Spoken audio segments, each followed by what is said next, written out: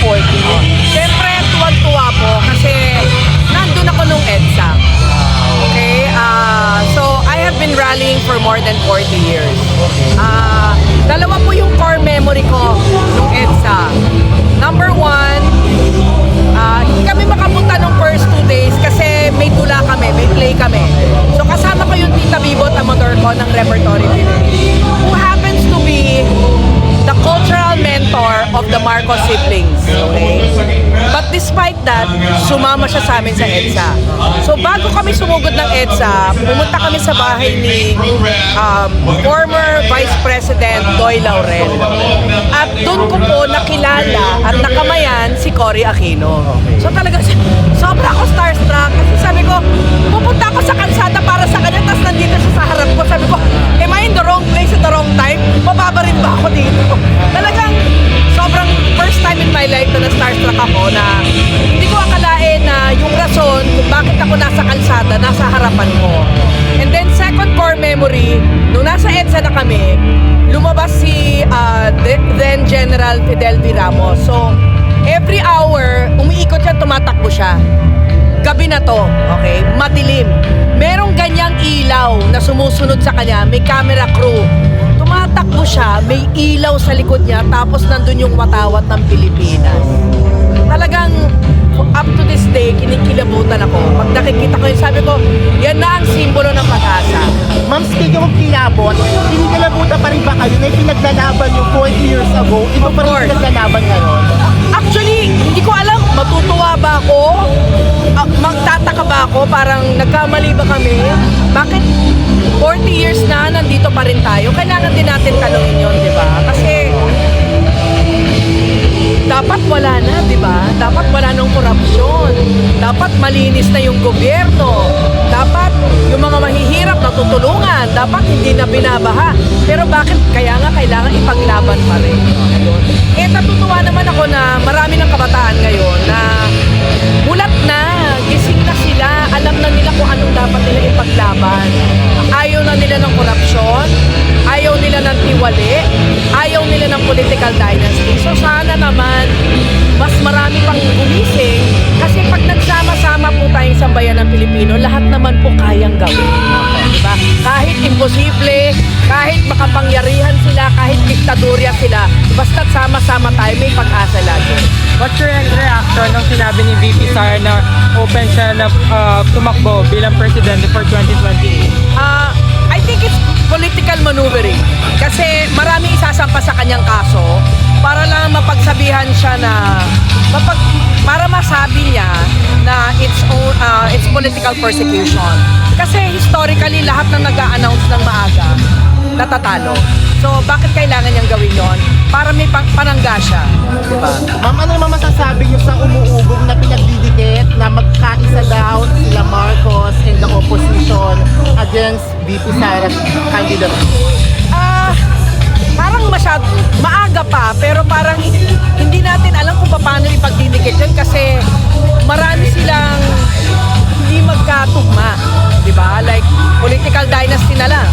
Doon na lang magkaiba na. So, I hope siguro mas maganda kung magkaroon ng tunay na oposisyon. Okay? Yung talagang grabe yung sound. Yung talagang kontra katiwalian, yung talagang kontra political dynasty, yung talagang for accountability. Yun, accountability and ano tawag? Transparency. Yun, accountability and transparency. Ma'am, ano lang comment niyo? Binatitos kayo ng isang direktor sa pag-attend niyo sa event Yung PDF file na direktor? sa Intramuros. Okay, Ano yes. lang pong comment Okay, ninyo? unang-una, isa yun paggalang sa mga artista ng Pinalakang Tabing at ng television. So, I went there to honor my industry. Number 2, my Tita Bibot was the cultural mentor of the Marcos siblings. So, pangatlo, so I did that for her. Pangatlo, kilala ko po sila. Okay? Dahil nung naka-exile po ang mga Marcos, madalas po sila pumunta sa London. mahilig sila manood ng plays. They would watch Miss Saigon. They would ask what other plays I could suggest that they could watch. Lagi kaming iniimbitahan sa bahay ng former Ambassador J.V. Cruz. Doon po kami nagkikita-kita, nasa isang table sila, nasa isang table kami. So, dati pa, hindi pa sila mag-asawa, kilala ko na po sila. Pati yung ate nila, kilala ko rin po kasi nag-Repertory Philippines din yung ate niya. Naging artista po ng theater company namin. So, talagang personally, kilala ko po sila. So, para sa akin, parang inabot ang kinakamayan ka. Sasampalin mo ba? O kakamayan mo lang? Just because kinamayan mo doesn't mean I'm giving up my political beliefs. Kasi dapat maging mature na tayo, di ba?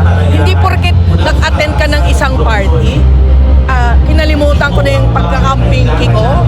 Hindi ganun. Maging mature tayo. You can do both. Pwede mo pa rin ipaglaban at pwede ka pa rin magbigay galang sa industriya mo, magbigay respeto. Wala tayong magagawa. Siya talaga presidente. Wala tayong magagawa, di ba? So kung bibigyan niya kami ng pansin, at saka ang mga nandun nung gabing yon, okay, bibigyan ko kayo ng pangalan, kayo na humusga. Boots Anson Roa, Edu Manzano, Jerry Pai Picache, Nikki Valdez, Bella Padilla, Maris Racal. Hindi pa sila Mamang Pokwang, hindi ko ba sila kasama ng kampanya? Nandun din sila. Hindi ba sila gumawa ng mga video? Gumawa sila. Pero nandun sila para suportahan ang industriya. So, sorry na lang. Inget-tiket. Thank you, Miss Pinky. Thank you po for your thoughts, for your side. Thank you naman sa... Yes, so I was 6 years old. Oh, ba 1986, di ba? Yes. I was 6 years old. And yung tatay ko kasi works for RPN 9 that time. And di ba nagkaroon ng media blackout? Yeah. So nawala siya ng trabaho. So yun yung time din na yun na naghirap kami. So, na-feel namin yung effect ng martial law. So anyway, so 1986, naalala ko sabi ng magulang ko, ng nanay ko na, oh wala mo nang lalabas kasi nagkakagulo, ganyan-ganyan. Although, sa Cavite kami medyo malayo. And then, yung tatay ko, ang kwento niya, kasama siya dun sa helicopter na nag-shutdown noong TV station kung saan magbo-broadcast do supposedly si Marcos. So, for some reason, di ko alam paano siya nakasama doon sa helicopter. Pero kasama siya doon sa helicopter and yun yung mga kwento niya sa akin. Nakita ko din yung transition from as a young kid. Makita mo naman din na umayos din yung buhay namin after that. Diba? So, 40 years, after 40 years, natingin mo gaano yung experience mo, gaano yung experience mo noon and after 40 years, gaano siya importante yung experience ko? Gaano ka-importante? Gaano ka-importante? Mahirap!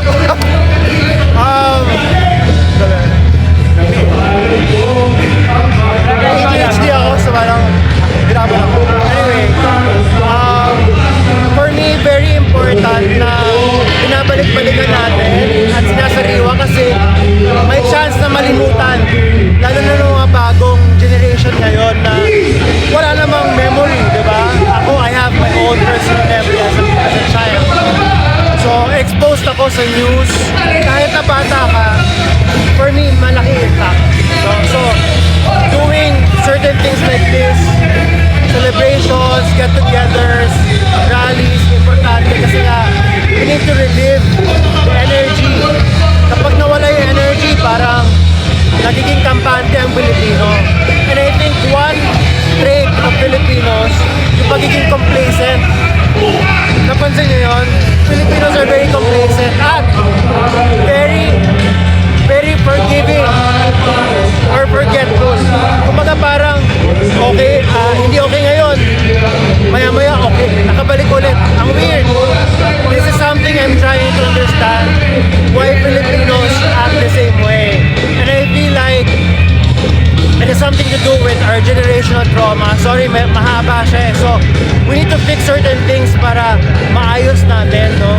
Feeling ko baka nagiging complacent tayo kasi tayo tingin natin parang ay wala naman tayong magagawa. Pero the people power revolution is a testimony and a proof that we once were able to do it.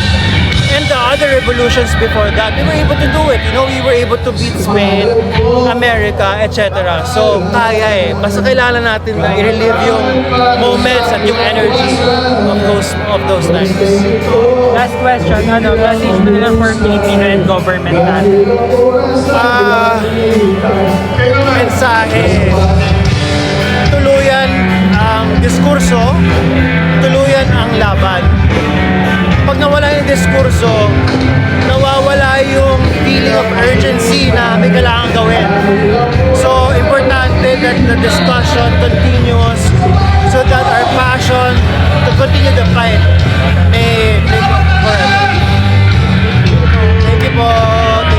Ilawan niyo muna kami, te. Pwede pong pahawak ng lapel. Salamat po. Ayun, may lapel. Ayan, ilawan tayo ni Fred. Ayan, Bobe. Go mo. Anong pakiramdam as artists, as citizens of the Philippines na magpa-participate kayo sa kick-off event ng EDSA People Power 40? You know, I was 1 year old when the People Power happened in 1986. Tapos, now, I'm 40 years old also now. So, parang kaedad ko ang People Power. At, pakiramdam ko, hindi siya dapat feeling. It should be a duty for every Filipino to reminisce, to learn the lessons of martial law, and forward the cause of people power, which is democracy, human rights, ganyan, at yung pagmamahal sa bayan na hindi na natin hahayaan na merong diktador, merong militar na pagpapatakbo sa ating bayan. So, feeling ko dapat hindi siya feeling, it's a duty. Isa siyang, ano bang duty sa Tagalog? Panunungkulan. Tungkulin ng bawat Pilipino na isabuhay ang lessons ng EDSA. Para sa akin naman po bilang content creator tsaka bilang artist, I think that we owe it to the people that came before us. Nakita naman natin sa AVP kanina, mga magulang natin. Hindi natin kailangan mabuhay sa panahon ng EDSA para lang malaman natin gaano ka-importante ito sa kasaysayan natin. Kasi yung mga ganyang klaseng kaganapan sa history, it's there for us to know that we should not repeat the mistakes of the past. Para sa akin, regardless of the political spectrum that you stand on, meron tayong common denominator, meron tayong common ground. Yung kasukulam-sukulam na korupsyon at panloloko ng gobyerno, kailangan nating labanan kahit anong dekada, kahit anong panahon. The youth and the people will always be there for the country. Paano kayo importante yung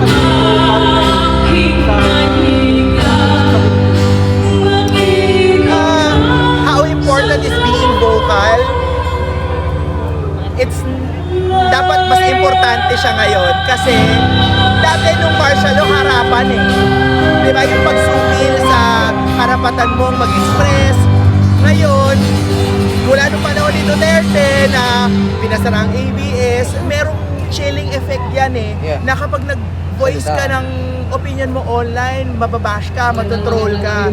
So, ang kahalagahan ng hindi paghinto sa pagsasalita at pagsasalamin sa kalagayan ng bayan, sa pagpo-forward ng karapatang pantao, ng freedom of speech, ay napakahalaga ngayong panahon. Kasi tandaan natin, we are only as good as a nation kung nagre-resist tayo and we don't rest on our laurels because meron naman tayong kalayaan. Pero